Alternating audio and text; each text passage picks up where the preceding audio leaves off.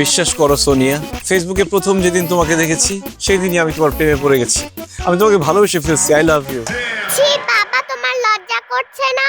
এই মেয়ে তোমাকে বাবা বলতেছে কেন? নাদিয়া মিস, আমি তো খুব হতাশ। আপনি আমার মেয়েকে পড়ানোর জন্য প্রত্যেক মাসে কতগুলো করে টাকা নেন। আপনার বেদ কোথায়? বেদ ছাড়া কি পড়ানো সম্ভব?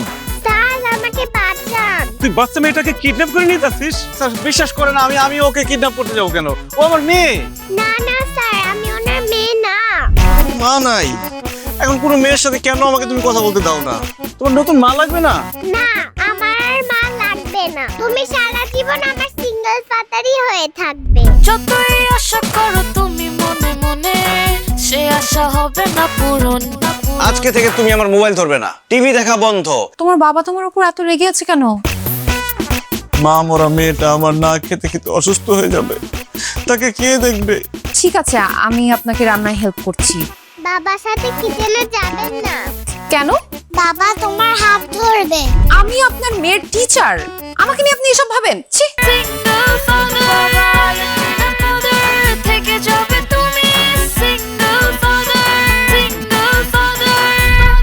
সারাক্ষণ কিন্তু তোমার মেয়ে আশা আর আশার বাবার কথা বলে। আশার বাবার প্রতি ওর দরদটা একটু বেশি মনে হচ্ছে না?